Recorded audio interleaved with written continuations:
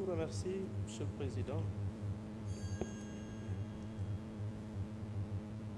Monsieur le ministre chargé des relations avec les institutions, honorables députés, mes chers collaborateurs.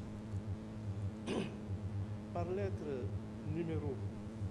5 du 3 janvier 2025, le procureur général près la Cour d'appel de Dakar m'a transmis en ma qualité de ministre de la Justice garde des Sceaux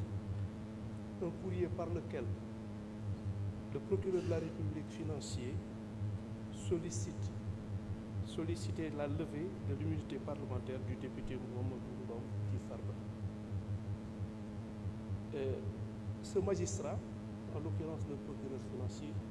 expliquait avoir été saisi le 20 décembre 2024 des rapports numéro 41 et 51 de la cellule nationale de traitement des informations financières, la CENTIF, mettant en exergue des faits susceptibles d'être qualifiés d'association de malfaiteurs, blanchiment de capitaux, escroquerie portant sur les deniers publics, corruption, trafic d'influence, fraude fiscale et d'abus de biens sociaux.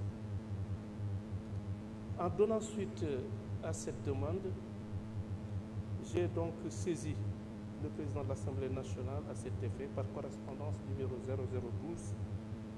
ministère de la Justice, cabinet TC, du 10 janvier 2025. La procédure qui a été donc initiée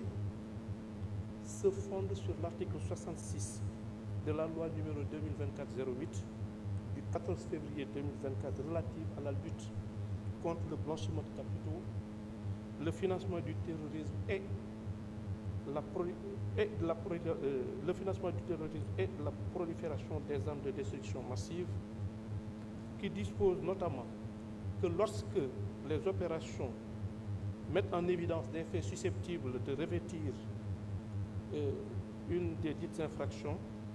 la CENTIF transmet un rapport sur les faits au procureur de la République qui saisit immédiatement le juge d'instruction. C'est dire donc qu'au terme de cette loi et au terme de la procédure, n'eût été la qualité de député mise en cause, il va de soi que le procureur de la République n'aurait eu d'autre choix que de saisir donc le juge d'instruction sans aucune autre possibilité d'opter pour une quelconque autre procédure. Il ressort donc des dispositions que dans le cas d'espèce, le procureur de la République ne peut ni apprécier l'opportunité des poursuites, ni ordonner l'ouverture d'une enquête. S'agissant de la levée de l'immunité parlementaire d'un député, elle est régie par des dispositions, comme l'a rappelé tout à l'heure M. le rapporteur, des articles 61 de la Constitution et 52 du règlement intérieur de l'Assemblée nationale. L'article 61 suivisé prévoit notamment qu'aucun membre de l'Assemblée nationale ne peut, pendant la durée des sessions, être poursuivi ou arrêté en matière criminelle ou correctionnelle qu'avec l'autorisation de l'Assemblée nationale. Quant au règlement intérieur précité, il dispose en son article 52 qu'il est constitué pour chaque demande de levée de l'immunité parlementaire d'un député ou pour chaque demande